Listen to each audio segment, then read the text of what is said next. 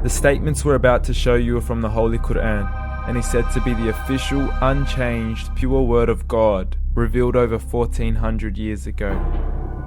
Claiming to be the word of God is a heavy statement, and without proof, or if a single contradiction is found within the book, the apparent word of God will be proven false. So without further ado, let's put the book to the test. In the 23rd chapter, titled The Believers, from the 12th to the 14th verses, God is said to give a detailed description of how the human being is formed.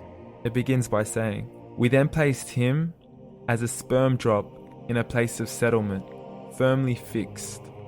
Then we made the drop into a alaqa." We will translate this word very soon.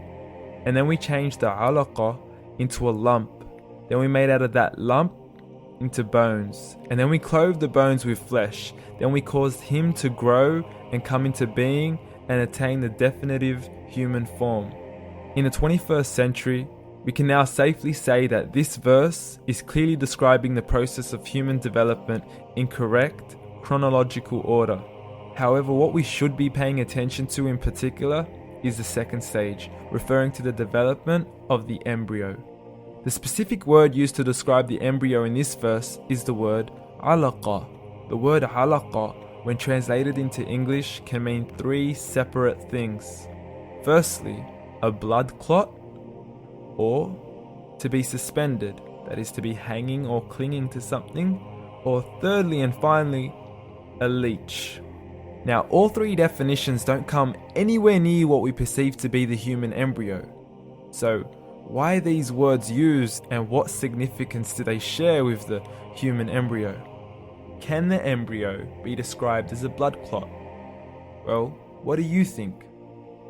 In the third week of embryonic development, a tubular heart joins with the blood vessels to form a primordial cardiovascular system, and by the end of the third week, the blood is circulating and the heart begins to beat on day 21. The first thing that comes to mind in regards to being suspended or hanging is the umbilical cord.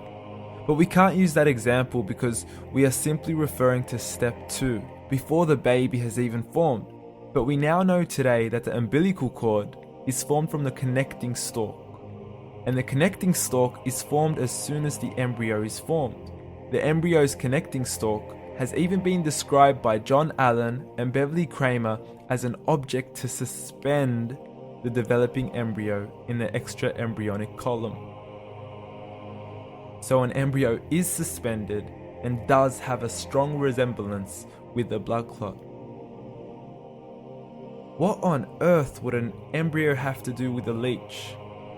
Figure A shows the structure of an embryo at 25 days. Figure B shows a leech. Now please note once again that the embryo in this stage is no greater than the size of a kernel of wheat. This is an X-ray of the embryo at 22 days. This is the internal structure of a leech. It's mind-blowing stuff, but you still haven't seen anything yet. This is the head of the embryo at 22 days.